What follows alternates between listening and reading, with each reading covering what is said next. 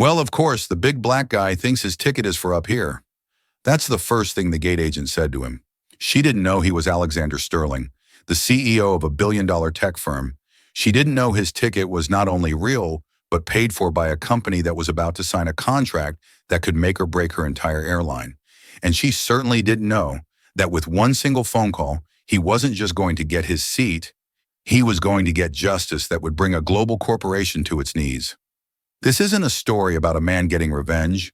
It's about a titan of industry reminding the world what real power looks like. Stay tuned. The hum of New York's JFK International Airport was a familiar symphony to Alexander Sterling. It was the sound of ambition, of departures and arrivals, of a million stories intersecting for a fleeting moment before diverging across the globe. For Alexander, it was simply the overture to another deal, another city, another step in the relentless forward march of his company, Sterling Dynamics. At 42, he had built an empire from the ground up, a logistics and technology firm that was the silent, beating heart behind some of the world's largest retailers. He moved with a quiet confidence that was often mistaken for aloofness, a byproduct of being the only black man in 1,000 boardrooms, of having to be twice as good to get half the credit. He was dressed in his usual travel attire, a bespoke charcoal suit by a Savile Row tailor, no tie, and a crisp white shirt unbuttoned at the collar. A Patek Philippe watch, a gift to himself for closing his first $100 million deal, was a subtle gleam on his wrist. He wasn't flashy. He didn't need to be. His presence was his statement. Today he was flying to Chicago for the final signing of the largest partnership in his company's history. A multi-billion-dollar 10-year exclusive contract with the retail conglomerate Omnicorp. The airline Global Wings Air, GWA, was Omnicorp's preferred carrier, and this flight was meant to be a simple, comfortable prelude to a career-defining moment. He approached the bustling gate B42, where the priority boarding line for first class was a short, straggling queue. A woman with a tightly pinned blonde bun and a name tag that read, Brenda, stood guard at the podium, her expression a permanent mask of strained pleasantness. Alexander pulled out his phone, displaying the QR code for his first-class seat, 1A.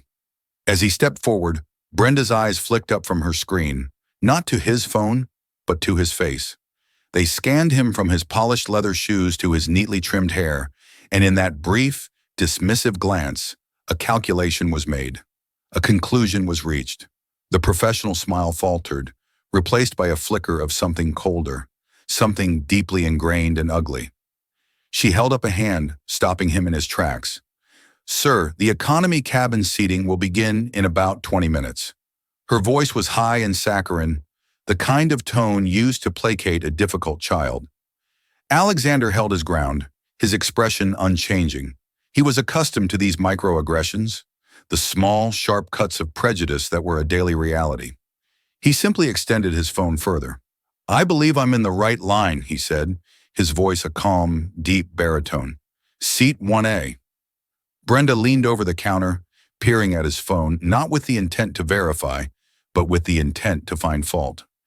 She squinted, her lips pursing into a thin line of disapproval. Then came the words, spoken just loud enough for the other passengers in the priority line. A hedge fund manager in a rumpled suit, a woman with a face tight from plastic surgery, to hear clearly. Well, of course, the big black guy thinks his ticket is for up here. The remark hung in the air, thick and poisonous. It wasn't a shout, it was a sneer wrapped in a customer service smile. The hedge fund manager shuffled his feet, suddenly fascinated by the scuff on his loafers. The woman behind him gave a quiet, conspiratorial smirk. The insult was designed to be deniable, a joke she could retreat from if challenged, but its intent was as sharp as a shard of glass. Alexander felt a familiar, hot flash of anger deep in his gut, an old rage he had learned to master decades ago. To show it was to lose. He had learned that lesson in boardrooms, in negotiations, on golf courses where he was the only person of color not carrying a bag. He met Brenda's gaze, his own eyes steady and unblinking. My ticket says first class, seat 1A, he repeated, his voice losing none of its calm authority. My name is Alexander Sterling. Please scan the pass. Brenda let out a small, condescending laugh. Sir, a lot of people think they have a first-class ticket. Sometimes there are mix-ups. She tapped a few keys on her terminal, her movements deliberately slow. I don't seem to have a Sterling in my first-class manifest. Are you sure you're at the right gate? Maybe even the right airline? The implication was clear. He was either too stupid to read his ticket, or he was trying to pull a fast one. He was a problem to be managed, not a customer to be served. I am quite certain, Alexander said, the calm beginning to feel like a lead weight in his chest. Perhaps you could try again. Sterling. I know how to spell, sir, she snapped, her professional veneer cracking completely. Look, I have a plane to board. The line for customer service is back in the main terminal. They can help you sort out your issue. She waved a dismissive hand toward the sprawling concourse behind him, effectively telling him to get out of her line and out of her sight. She turned to the hedge fund manager behind him. Next in line, please. Alexander did not move.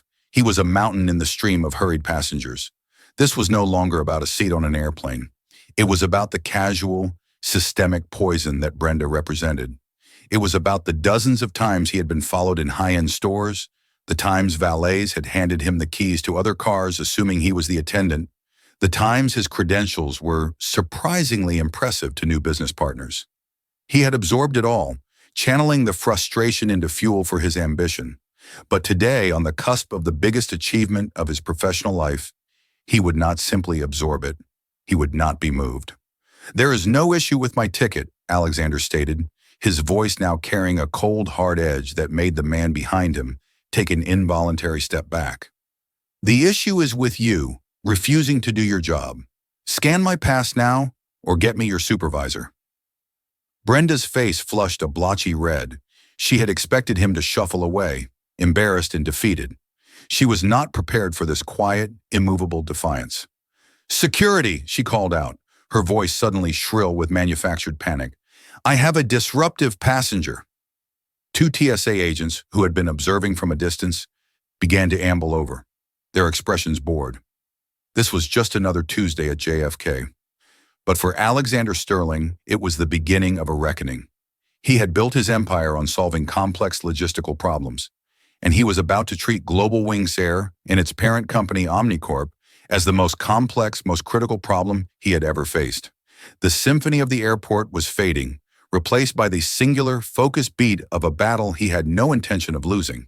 The arrival of the two TSA agents did little to change the dynamic, serving only to draw more unwanted attention. They were large men, their blue uniforms stretched taut over bulky frames, their demeanor a cocktail of boredom and procedural obligation.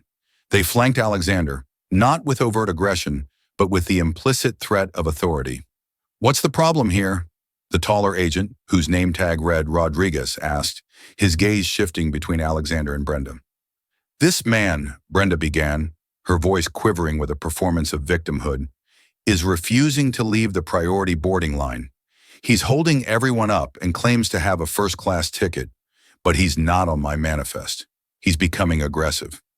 The word aggressive was a classic trope, a loaded term thrown at black men to justify fear and prejudice. Alexander remained perfectly still, his hands relaxed at his sides. He looked at Rodriguez, then at his partner, a man named Chen. I have not been aggressive, he said, his tone measured and even. I have simply asked this agent to scan my boarding pass, which she refuses to do. When she failed to do that, I asked for her supervisor. Instead, she called you. Rodriguez sighed, the sound of a man weary of gateside dramas. Ma'am, did you scan his pass? Our system is having intermittent issues, Brenda lied smoothly, changing her story now that she was being questioned. I looked him up by name, and he's not on the list. I suggested he go to customer service to get it sorted out. My phone has the confirmation email from Global Wings Air, the receipt from American Express, and the digital boarding pass from your own app, Alexander said, addressing the agents directly. He unlocked his phone and with a few deft taps brought up the email. Flight 712 to Chicago O'Hare, seat 1A, paid in full, booked 6 weeks ago. There is no issue with the system. There is an issue with your agent. Agent Chen peered at the phone. Looks legit, he mumbled to his partner. Rodriguez pinched the bridge of his nose. Ma'am, just call your supervisor. Let's get this handled. Brenda, seeing her authority undermined, bristled. She jabbed a button on the phone at her station. I need a supervisor at gate B42. Priority boarding, a passenger dispute. She emphasized the last two words, trying to regain control of the narrative. While they waited, the line behind Alexander grew. Whispers rippled through the crowd. Phones were subtly raised, recording the scene. He was now a spectacle. The disruptive passenger, a 6'2" black man in a fine suit being detained at a gate. He could feel the weight of their stares, the quick judgments being formed. He was acutely aware of how this scene would look to a casual observer, how easily the narrative could be twisted against him. A few minutes later, a man in a slightly ill-fitting GWA manager's uniform bustled toward them. He was in his late 50s with a receding hairline and a harried expression. His name tag identified him as Robert Peterson, duty manager. He arrived not with a desire to de-escalate, but with the weary posture of someone swatting away another annoyance. What is going on here, Brenda? He asked, ignoring Alexander entirely. Mr. Peterson, thank you for coming, she said, her voice dropping into a tone of beleaguered professionalism. This gentleman is insisting he has a first-class ticket, but he's not on my manifest. I've told him our system is slow, and he's not showing up, but he's refusing to move and causing a scene. Peterson finally turned his attention to Alexander, his eyes doing the same dismissive sweep Brenda's had. It was a look Alexander knew well, the look that questioned his very presence in a space of privilege. Sir, I'm going to have to ask you to step aside, Peterson said, his tone final. You are holding up the boarding process for our valued first and business class passengers. The irony was so thick Alexander could have choked on it. I am one of your valued first-class passengers, he said, the ice in his voice hardening. I have shown your agent my ticket. I have shown the TSA agents my ticket. Now I am showing you. He held up his phone again. Seat 1A. All I am asking is for someone to do their job and scan the pass. Peterson barely glanced at the screen. He was operating on a different set of data. The word of his employee, his own ingrained biases, and the optics of the situation. He saw a flustered white female employee and a large defiant black man. In his mind, the case was closed. Sir, Brenda said you aren't on the manifest. The manifest is what we go by. Now, I'm not going to ask you again. Step out of the line, or we will have you removed from the gate area. On what grounds? Alexander challenged, his voice dangerously quiet. For possessing a valid, paid-for ticket and asking for it to be honored? On the grounds of interfering with airline operations? Peterson retorted, his face reddening. He was used to compliance. He gestured to the TSA agents. He needs to go. Rodriguez and Chen exchanged an uneasy look. This was escalating beyond a simple ticket dispute. Sir, Rodriguez said to Alexander, his tone shifting from bored to cautious. You should probably just go to the customer service desk. We don't want this to get out of hand. It was a warning, but Alexander Sterling hadn't built Sterling Dynamics by backing down. He had built it by pushing through obstacles, by being smarter, more prepared, and more resolute than anyone else in the room, or in this case, the gate area. It is already out of hand, Alexander said, his gaze fixed on Peterson. You are about to make a monumental mistake, Mr. Peterson. I am giving you one final opportunity to rectify it. Scan the pass. Let me board the flight that I have paid for. This was it, the final line drawn in the sand. He was offering them an exit, a chance to de-escalate and walk away with only their dignity bruised. For a moment, Peterson hesitated. A flicker of doubt crossed his face. He looked at Alexander's suit, his watch, the unwavering confidence in his eyes. Could he be wrong? Brenda, sensing his hesitation, stepped in. Mr. Peterson, he's threatening us now. I don't feel safe. That was all it took. The doubt vanished, replaced by a protective, foolish bravado. Peterson's face hardened into a mask of managerial resolve. That's it. We're done here. Agents, escort this man away from my gate. He turned his back on Alexander, a gesture of ultimate dismissal. Brenda, continue boarding. The TSA agents moved, placing their hands on Alexander's arms.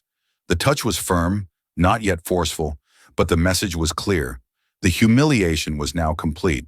He was being physically removed, treated like a criminal in front of a crowd of strangers, all for the crime of being a black man who dared to own a first-class ticket. But as they began to lead him away, Alexander stopped resisting. A strange, unnerving calm settled over him. He had given them their chance. He had played by the rules of civility and reason, and they had met him with bigotry and bureaucratic stupidity. Now he would play by a different set of rules. His rules. "Fine," he said, his voice resonating through the suddenly quiet gate area. "You can have me removed, but I suggest you hold the plane." He shrugged off the agent's hands not with aggression, but with an air of finality. He reached into his suit jacket and pulled out his phone. "You've left me no choice," Peterson scoffed. "Holding the plane? Who do you think you are?" Alexander didn't answer. He simply unlocked his phone, navigated to his contacts, and pressed a single name. He put the phone to his ear as it began to ring. Peterson and Brenda watched him with smug contempt, believing it to be a hollow bluff. They and everyone at Global Wings Air were about to learn exactly who Alexander Sterling was. The call was answered on the second ring. "Arthur," Alexander said into the phone, his voice as smooth as silk. "It's Alex Sterling. We have a problem with the GWA flight to Chicago, a problem you need to fix immediately." The name Arthur hung in the air at gate B42, meaningless to everyone except the man who had spoken it. To Brenda and Peterson, it was just a name, part of a pathetic last-ditch bluff. They exchanged a look of shared, smug victory. Peterson even let out a short, derisive chuckle. The TSA agents, Rodriguez and Chen, hesitated, their hands hovering near Alexander's arms, unsure if they should resume their escort. The watching passengers saw only the final act of a desperate man. On the other end of the line, however, the name Alex Sterling landed with the force of a thunderclap. Arthur Vance, chairman of the board for the Omnicorp conglomerate, was in his penthouse office overlooking Central Park, preparing for a celebratory dinner. Omnicorp wasn't just a retail giant, it was a sprawling empire of logistics, real estate, and transportation. And its wholly owned subsidiary, the jewel in its transport crown, was Global Wings Air. "Alex?" Arthur Vance's voice, usually a booming instrument of corporate power, was laced with genuine warmth and concern. "What's wrong? Are you all right? I thought you were in the air by now."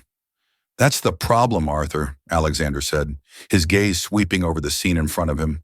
The condescending faces of the airline staff, the curious stares of the passengers. "I'm still at the gate at JFK. Your people at Global Wings Air are refusing me boarding." There was a moment of dead silence on the line. Arthur Vance was a man who processed billion-dollar transactions with icy calm, but the idea of the CEO of Sterling Dynamics, the man whose technology was about to revolutionize Omnicorp's entire supply chain in a deal worth north of $5 billion, being denied boarding on his own airline was so absurd, so profoundly incompetent, that it momentarily short-circuited his brain. "There what?" Vance finally managed, the warmth gone, replaced by a chilling quiet. "On what possible grounds?" "The grounds, it would seem, are that I don't belong in first class," Alexander said, the words precise and cold. "Your gate agent, a woman named Brenda, and her supervisor, a Mr. Robert Peterson, have concluded that my ticket is fraudulent. They have accused me of being aggressive and have had me removed from the boarding line by TSA." He let the words sink in. He didn't need to embellish or shout. The simple, unvarnished facts were damning enough. In his office, Arthur Vance felt a surge of fury so intense it made his vision swim. He wasn't a man given to moral outrage, but he was a zealot for competence and control. This was not just a customer service failure. This was a multi-billion-dollar catastrophe unfolding in real time, caused by the provincial ignorance of two low-level employees. The Sterling Dynamics deal was the cornerstone of his 5-year strategic plan. Alexander Sterling wasn't just a vendor, he was the key partner, the rainmaker, and his people were treating him like a vagrant.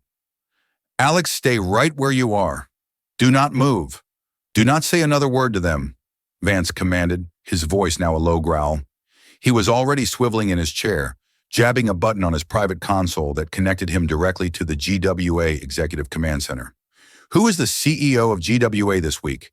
Get me Richard Davenport, now. I don't care if he's in surgery. Get him on the line." Back at the gate, Peterson was losing patience. "All right, show's over," he said, striding toward Alexander. "You've had your little phone call. Time to go." Alexander lowered his phone slightly from his ear. A faint, tinny voice could be heard from the earpiece. He looked Peterson dead in the eye. "That was Arthur Vance," he said simply. "Chairman of Omnicorp, your airline's parent company.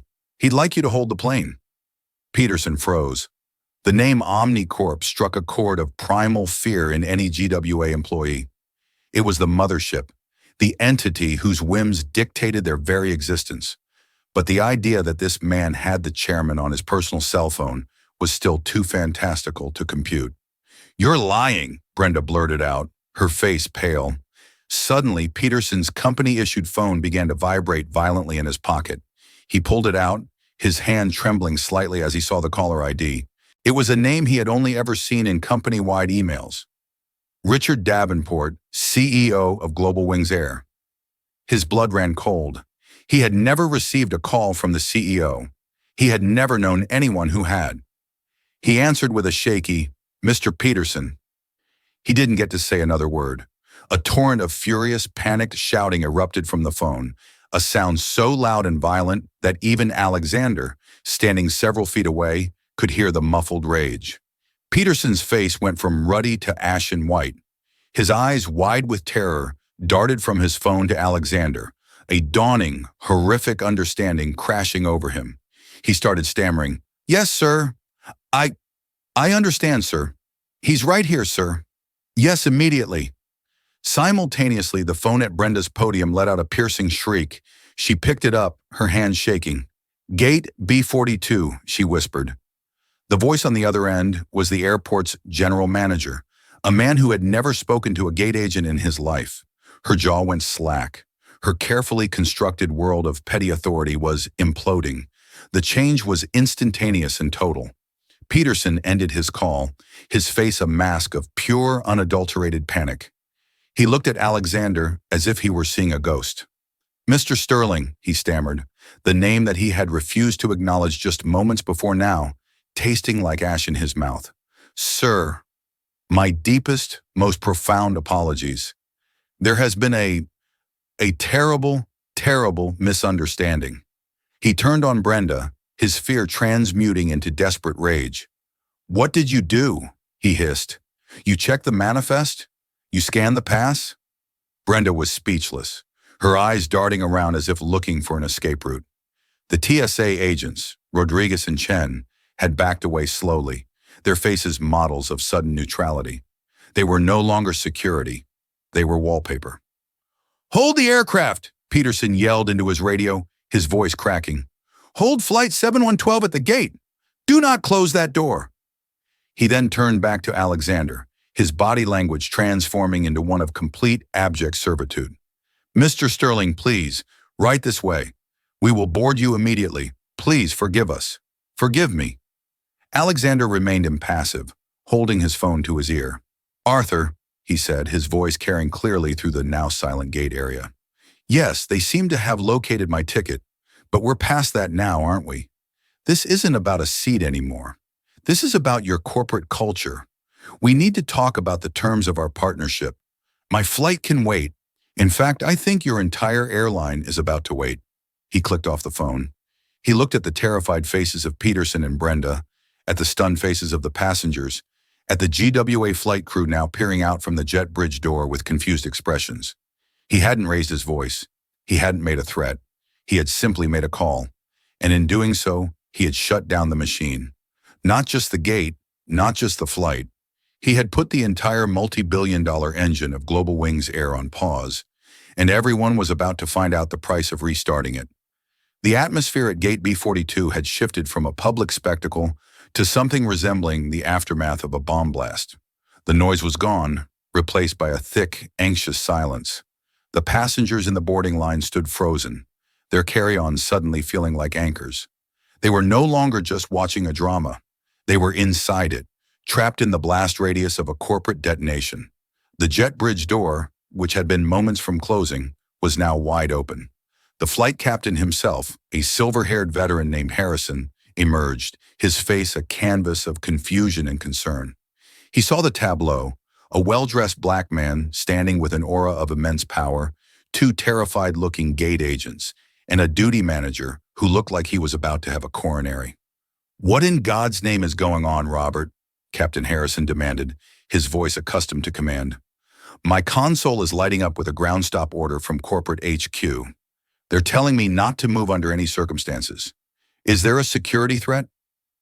Before Peterson could formulate a reply, a new figure burst onto the scene.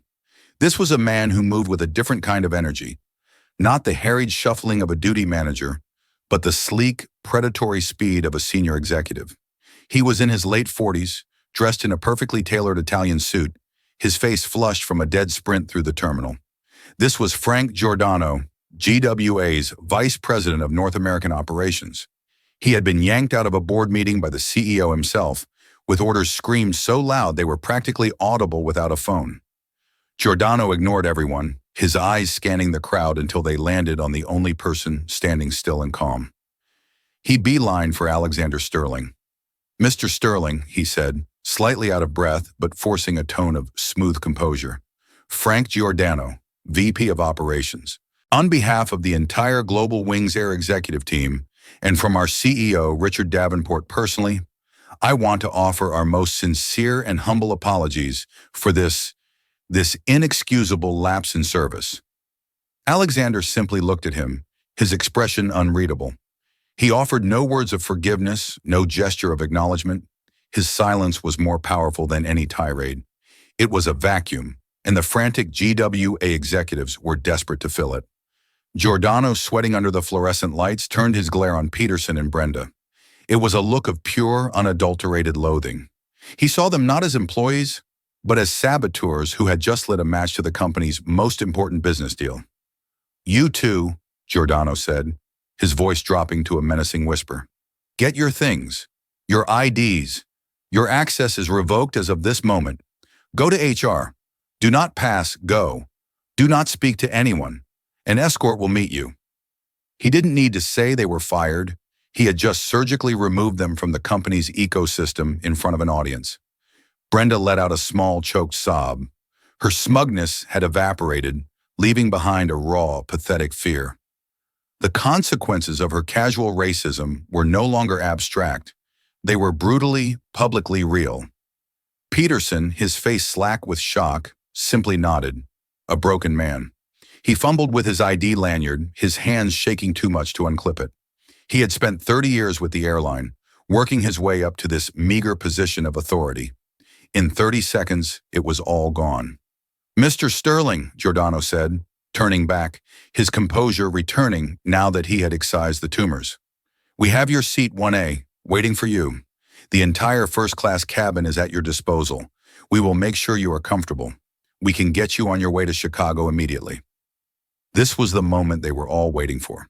The apology delivered, the offenders punished, the powerful man placated. They assumed he would now graciously accept his seat, and this nightmare would begin to recede. Alexander finally spoke. "I don't think you understand," he said, his voice calm but carrying the weight of a final judgment. "I am no longer interested in getting to Chicago immediately. My meeting there can be rescheduled. What I am interested in now is the phone call I just had with Arthur Vance." Giordano's blood pressure, which had just begun to stabilize, spiked again. "Arthur and I," Alexander continued, "were discussing the foundation of our new partnership, a partnership that relies on precision, reliability, and a certain standard of conduct, a standard which, it is now abundantly clear, Global Wings Air does not meet." He took a step closer to Giordano, forcing the high-powered executive to look him directly in the eye. "So no, I will not be boarding this flight. In fact, my company, Sterling Dynamics, will be grounding all corporate travel with your airline, effective immediately. That's approximately $300,000 a week in revenue, for starters." Every word was a hammer blow. The flight crew on the jet bridge looked at each other in horror. Grounding corporate travel from a major partner was a significant financial hit. "Furthermore," Alexander went on, "I will be recommending to Arthur Vance and the Omnicorp board that they reconsider the GWA contract as their exclusive carrier. Your airline's culture appears to be a significant liability to their brand. a brand we are about to become deeply integrated with. This was the kill shot. The Omnicorp contract was the lifeblood of GWA's domestic operations, worth hundreds of millions annually. Losing it would be catastrophic, leading to route closures and massive layoffs. Alexander wasn't just getting an apology, he was threatening the airline's very existence. "Mr. Sterling, Alex, please," Giordano pleaded, all pretense of corporate polish gone. He was now just a man begging for his career. This was the action of two ignorant employees. "It is not representative of our company. We will do anything, to make this right." Alexander looked past Giordano to the now empty podium where Brenda had stood. He looked at the passengers, who were beginning to grasp the sheer scale of what was happening. They had witnessed an act of racism, and now they were witnessing the kind of consequences that were usually the stuff of fantasy. "Anything?" Alexander repeated softly. "That's a very dangerous word, Mr. Giordano, because what I'm going to ask for won't be easy. It won't be a check or a free flight for life. It will be a fundamental top-to-bottom public reckoning, and it will start with a personal, public apology from your CEO, Richard Davenport. Not to me, but to everyone who looks like me and has ever been made to feel like they don't belong." He turned and began to walk away from the gate, his long strides eating up the concourse floor. He wasn't storming off in a huff. He was moving like a king, leaving a battlefield where the victory was already absolute. "I will be at my hotel," he called over his shoulder, not bothering to look back. "You have Arthur's number. Have your CEO call me when he's ready to discuss the preliminary terms of your airline's continued survival." Frank Giordano stood paralyzed, watching Alexander's retreating back. The plane to Chicago was still at the gate, engines silent. The passengers were still in line, going nowhere. The entire operation was frozen in time, held hostage not by a bomb threat or a mechanical failure, but by the will of one man who had decided that an apology wasn't enough. He wanted to see the empire tremble. The fallout from the JFK incident, or as it was quickly becoming known inside Omnicorp Tower, the Sterling affair, was swift and brutal. Before Alexander had even reached the exit of the terminal, news of the ground-stopped flight in the presence of a top executive at the gate had spread through the company grapevine like wildfire. By the time he checked back into his suite at the Four Seasons, his phone was vibrating with a call from an unknown number. He let it go to voicemail. A text immediately followed. "Mr. Sterling, this is Richard Davenport, CEO of Global Wings Air. I am at your disposal. Please, I implore you, call me at your earliest convenience." Alexander took a slow, deliberate shower. He changed out of the suit that now felt contaminated by the day's events and into a comfortable cashmere sweater and slacks. He poured himself a glass of Macallan 18, neat, and sat in an armchair overlooking the glittering Manhattan skyline. He was not angry anymore. The raw, hot emotion had cooled into something far more dangerous: strategic clarity. He had them. He had the leverage that advocates and activists dreamed of, a direct, causal link between a racist act and a catastrophic business consequence. He would not waste it. He finally dialed Richard Davenport's number. The GWA CEO answered before the first ring finished. "Mr. Sterling, thank you for calling me back. I have no words to express how horrified and ashamed I am of what happened today." Davenport's voice was strained, exhausted. "Save the platitudes, Richard," Alexander said, his tone devoid of warmth. "I'm not interested in your shame. I'm interested in your action plan. I told Mr. Giordano that I wanted a reckoning. Let's start defining the terms." For the next hour, Alexander laid out his preliminary demands. It was a masterclass in leveraging power. This wasn't about revenge. It was about systemic demolition and reconstruction. First, the public apology. It would not be a press release ghost-written by a PR firm. Richard Davenport was to hold a live press conference within 48 hours. He was to explicitly describe the incident, naming the airport and the flight. He was to call the actions of his employees what they were: racist. He was not to use weasel words like unconscious bias or inappropriate conduct. And he was to apologize not just to Alexander, but to the Black community for fostering a corporate culture where such an event was possible. Second, the firings of Brenda and Robert Peterson were just the beginning. Alexander demanded an immediate third-party audit of all discrimination complaints filed against GWA in the past 5 years. The audit would be conducted by a firm of Alexander's choosing, a renowned civil rights law firm, not a corporate-friendly consultancy. The results were to be made public. Any manager found to have dismissed legitimate complaints or fostered a discriminatory environment would be terminated. Third, and this was the masterstroke, Alexander demanded a complete overhaul of GWA's customer service, bias, and de-escalation training. And who would design and implement this new mandatory training program for every single one of GWA's 80,000 employees, from the baggage handlers to the CEO himself? A new diversity and inclusion consulting firm. A firm that Sterling Dynamics would establish as a nonprofit subsidiary funded by a mandatory, non-negotiable $50 million grant from Global Wings Air. The profits from this subsidiary would be funneled directly into scholarships and grants for Black students pursuing careers in aviation, logistics, and business. Davenport was silent on the other end of the line, the scale of the demands sinking in. This wasn't a settlement. This was a hostile takeover of his company's culture. The $50 million grant was a staggering sum, but the public audit and the forced implementation of a training program designed by Sterling's own entity was a complete surrender of corporate autonomy. That is unprecedented, Alex, Davenport finally whispered. What happened to me at your gate today was not unprecedented, Richard, Alexander countered, his voice like ice. It happens every single day in 1,000 different ways to people who don't have Arthur Vance on speed dial. The only thing unprecedented here is the consequence. These are my opening terms for even considering the continuation of the Omnicorp partnership. Take them to your board. Take them to Arthur. You have 24 hours to come back to me with a yes. There will be no negotiation on these points. He hung up the phone. The next 24 hours at Omnicorp and GWA were chaos. Emergency board meetings were held. Lawyers were screamed at. PR teams worked around the clock trying to contain the story, but it was already leaking.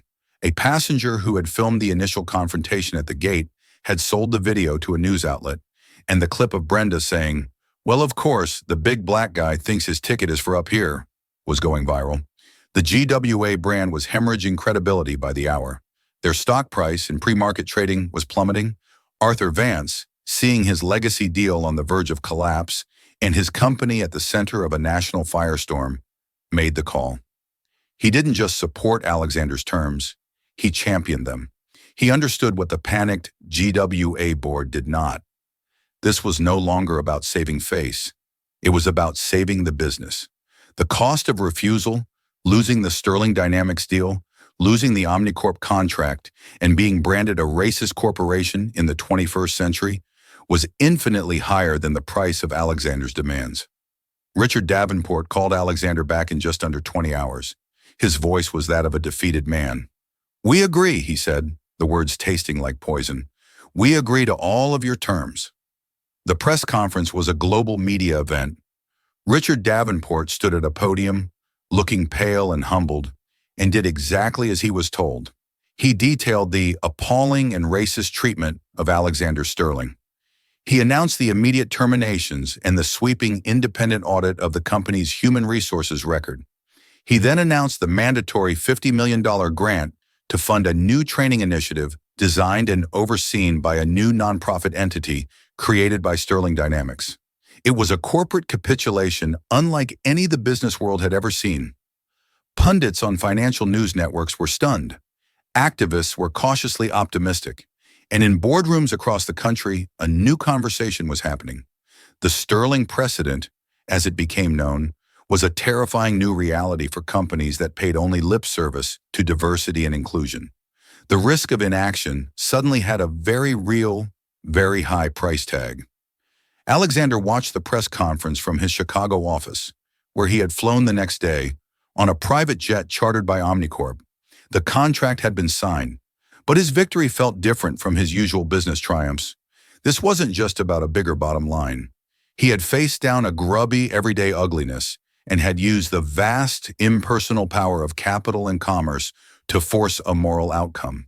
He hadn't just gotten an apology. He had exacted a price. He had bought a pound of flesh not for revenge, but to build something new with it. The reckoning was complete, but the reconstruction was just beginning. 9 months later, the name Global Wings Air no longer evoked just images of airplanes, but of a seismic shift in corporate accountability. The aftershocks of the Sterling affair had permanently altered the company's foundations. The resignation of Richard Davenport had not been a quiet departure. It was a brutal, forced ejection. Arthur Vance had summoned him to the Omnicorp Tower for a meeting that lasted precisely 7 minutes. There were no negotiations. Vance had simply informed him that the board had lost all confidence in his leadership and that his security pass would be deactivated by the time he got back to the lobby. His replacement, Eleanor Vance, a formidable turnaround specialist with no relation to Arthur but a shared reputation for ruthless efficiency, was announced an hour later. Her mandate was simple: fix the culture or liquidate the assets. The third-party audit, led by the civil rights firm Alexander had chosen, was as thorough as it was damning. It was a digital archaeological dig into years of buried complaints. Investigators uncovered a pattern of what they termed discretionary discrimination, where gate agents and the staff in certain hubs routinely used vague clauses in the carriage contract to offload or deny boarding to passengers of color at a rate 3 times higher than white passengers. They found the file of the Miller family. A black family denied boarding on a flight to Atlanta for a funeral because their grieving, crying child was deemed a potential disturbance, while a white family with an equally distressed child on the same flight was boarded without issue. Their complaint, like hundreds of others, had been logged and dismissed with a generic apology and a $50 travel voucher. The release of the audit summary was a public shaming, and the subsequent firing of 17 managers and 3 vice presidents who had overseen these dismissals was a necessary, painful amputation. As for Brenda and Robert Peterson, their falls were as swift as they were absolute. Their names, leaked to the press in the initial furor, became synonymous with modern racism. Brenda lost her job and found herself unemployable in any customer-facing role. She ended up working in the stockroom of a discount retail store, a ghost in a place of commerce, her face occasionally recognized by a shopper who would stare with a mixture of pity and contempt. Peterson, stripped of his pension and forced into a graceless early retirement, sold his house and moved to a small town in Florida, his 30-year career reduced to a single infamous video clip. They were the public faces of the problem, but Alexander knew they were merely symptoms of the disease he was trying to cure. The cure was being administered daily through the Sterling Forward Initiative. Headed by the sharp and tireless Alana Shaw, the initiative's Ascend training was revolutionary. New GWA hires and grizzled veterans alike were required to spend a full day at a dedicated training center. The centerpiece was the VR module. One scenario, titled The Gate, put the employee in the digital shoes of a young, dark-skinned man in a hoodie holding a valid first-class ticket. As they approached the gate, the AI-controlled agent would begin asking probing, suspicious questions, her voice growing more condescending. The user's heart rate was monitored. As their stress level rose, the simulation would intensify. They felt the stares, the judgment, the rising sense of helplessness and anger. Another module, The Cabin, simulated being a flight attendant dealing with a passenger making racist remarks to another traveler. The program offered branching choices, demonstrating how de-escalation and firm anti-racist intervention could diffuse a situation, while ignoring it would allow the poison to spread. Initially, there was resistance. Veteran pilots scoffed at the touchy-feely tech, but Alana shared stories of hardened, cynical employees emerging from the VR headset in stunned silence. Some even moved to tears. "I never knew," one 25-year veteran flight attendant wrote in her feedback. "I thought I was fair. I never realized how many small things I did, how many assumptions I made, that could make someone feel the way I just felt in there. I will be better." On a crisp autumn afternoon, Alexander found himself back at JFK, standing near the gleaming, redesigned GWA check-in hall. He was there to meet David Chen, not the TSA agent, but a brilliant 19-year-old from the Bronx, one of the first recipients of the Sterling Forward Scholarship. The young man dreamed of designing the next generation of fuel-efficient jet engines. Alana met Alexander by a support column, holding 2 cups of coffee. "He's on his way. Got stuck in traffic," she said, her smile bright. "You know, that audit report is now required reading for every new MBA student at Harvard. You didn't just change an airline, Alex. You changed the curriculum." "How's the resistance?" he asked, taking a sip of coffee. "Fading," she admitted. "Eleanor Vance is a true believer. Not because she's a saint, but because she's a pragmatist. She saw the numbers. Post-ascend, customer satisfaction scores are up 12%. Incidents of air rage are down by a third. It turns out treating people with dignity is actually good for business. Who knew?" Just then, a young man hurried toward them, his backpack slung over one shoulder. "Mr. Sterling, Ms. Shaw, I am so sorry I'm late." It was David. He was bright-eyed and brimming with an energy that felt boundless. Alexander shook his hand firmly. "David, it's a pleasure. Don't worry about being late. In this business, you learn to build in buffers." They talked for nearly an hour. David spoke of his parents, immigrants who worked 2 jobs each, and of his dream of flight that began with building model airplanes on his bedroom floor. "This scholarship, it's not just the money, sir," David said, his voice thick with emotion. "It's the permission. It feels like someone saw me, you know? Like someone said, 'Yes, you belong in those rooms.' Designing those things. Before, it just felt like a fantasy." Alexander saw the direct line from the ugliness at gate B42 to this moment of pure, unadulterated hope. He had taken the poison of that encounter and transmuted it into the antidote. He had used the brute force of capital not just to punish, but to create, to build a pathway for this brilliant kid who might otherwise have been overlooked. "The world will always have its Brendas and Petersons, David," Alexander said, placing a hand on the young man's shoulder. "They build walls. Your job, our job, is to build engines, powerful enough to fly over them. When you finish your degree, there's an internship waiting for you at Sterling Dynamics. The real work is just beginning." Looking at the hope in David's eyes, Alexander felt a sense of profound, complex satisfaction. This was his true victory. It wasn't the groveling apology from a CEO or the stock price tickers. It was this. It was ensuring that the next generation of leaders, creators, and innovators would not have to fight so hard just to be seen, to be believed, to be given their rightful seat at the table, or in first class. That's the incredible story of how Alexander Sterling didn't just fight for his seat, he fought to change the entire system. This wasn't just a moment of karma, it was a strategic masterclass in using power to enforce accountability. He proved that the most powerful response to injustice isn't always outrage, but calculated, world-changing action. This story shows that one person, when pushed too far, can leverage their influence to create ripples that reach far beyond a single airport gate, forcing a global corporation to confront its own reflection and pay the price for what it sees. What do you think about Alexander's methods? Was it justice? Was it a hostile takeover of a company's culture? Let me know your thoughts in the comments below. If this story inspired you or made you think, please hit that like button, share it with someone who needs to hear it, and make sure you subscribe and turn on notifications so you don't miss our next story. Thanks for watching.